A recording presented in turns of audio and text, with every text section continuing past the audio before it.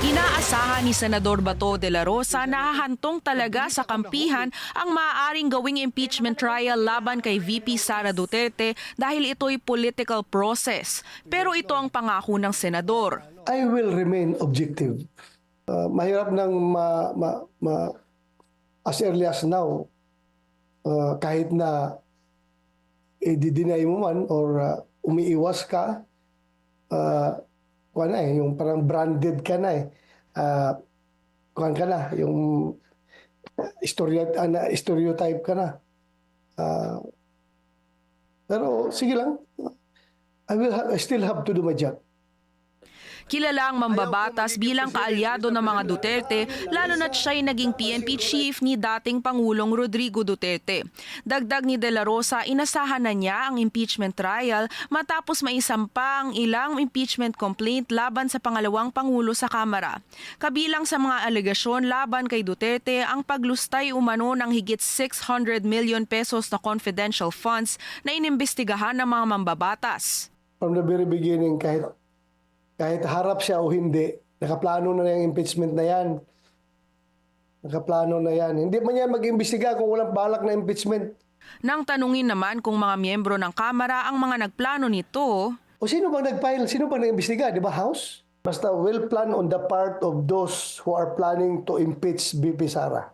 Regardless kung House o sino yung mga tao dyan, sila ang nagplano dyan. Nagkomento rin ang senador sa pagpapadala ni Pangulong Bongbong Marcos ng text sa mga miyembro ng House of Representatives para sabihing hindi dapat ilarga ang kasong impeachment laban kay Duterte. Dapat aniyay may aksyon na kasunod ito. Kung totoo yun, totoo talaga yun, hindi lang yung for show or para panghugas kamay na text. Kung hindi yung panghugas kamay, sana may epekto. Maramdaman natin yung epekto.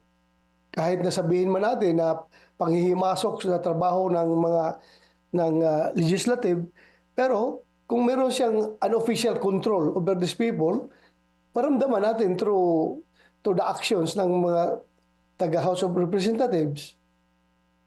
Isa si De La Rosa sa mga re-electionist senator. Kaya naman para sa kanya, lugi raw siya pagdating sa pangangampanya kung matuloy ang impeachment trial dahil mauubos ang oras niya para dito. Ukol naman sa kontrobersyal na OVP budget para sa susunod na taon, ayon kay De La Rosa, higit 13 senador ang nagsabing nais nilang dagdagan ito bago magpulong ang Bicameral Conference Committee. Very strong yung words ng leadership ng SP at saka ng chairman ng finance. So, sige na lang, para hindi tayo mag-away-away dito. Okay na lang yun. Hindi naman inilahad ni De La Rosa kung anong tinutukoy niyang strong words ng mga kapwa-senador.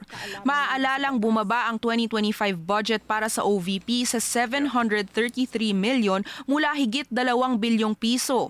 Gaya ni Senate President Cheese Escudero, tingin ni De La Rosa na hindi indikasyon ang nangyari sa pondo ng OVP na magiging resulta ng impeachment trial.